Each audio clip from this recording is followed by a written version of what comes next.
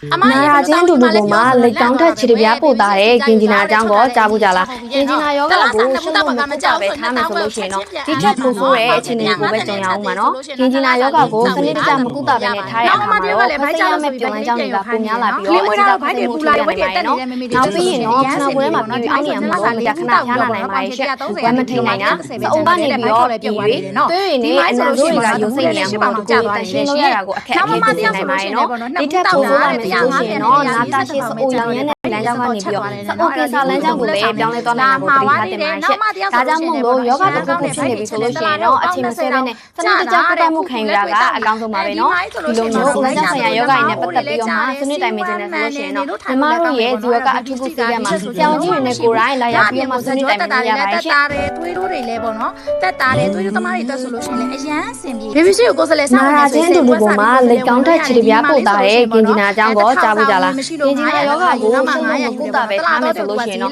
ဒီချက်ပို့ဆိုးတဲ့အခြေအနေကိုပဲကြုံရအောင်ပါနော်ကင်ဂျီနာယောဂကိုစနစ်တကျမကုသပဲနဲ့ထားတဲ့အခါမှာတော့ခဏရမယ့်ပြုံးလန်းကြောင်းတွေကပုံများလာပြီးတော့အကြည့်တာပြုံးမှုထိလောက်ရနိုင်ပါရဲ့နော်နောက်ပြီးရင်တော့ခဏကိုယ်ထဲမှာပြည့်ရအောင်နေအောင်လို့မကြခဏဖျားနာနိုင်ပါရဲ့ရှက်ဝမ်းမထိန်နိုင်တာသအုံကနေပြီးတော့ပြည်တွေတွေးရင်လည်းအနံ့ဆိုးတွေကရိုစိတ်နေရမှုလို့ဒီကိုတန်ရှင်းလို့ရတာကိုအခက်အခဲဖြစ်စေနိုင်ပါရဲ့နော်ဒီထက်ပိုဆိုးလာမယ်ဆိုလို့ရှိရင်တော့နာတာရှိစအိုရောင်ရမ်းတဲ့လမ်းကြောင်းကနေပြီးတော့သအိုကေစာလမ်းကြောင်းကိုပဲပြောင်းလဲသွားနိုင်တာကိုသိထားတင်ပါရှက်ဒါကြောင့်မို့လို့ယောဂတစ်ခုခုဖြစ်နေပြီဆိုလို့ရှိရင်တော့အချိန်မဆွဲဘဲနဲ့စနစ်တကျကုသမှုခံယူတာကအကောင်းဆုံးပါပဲနော်ဒီလိုမျိုးလမ်းကြောင်းဆိုင်ရာယောဂရည်နဲ့ပတ်သက်ပြီး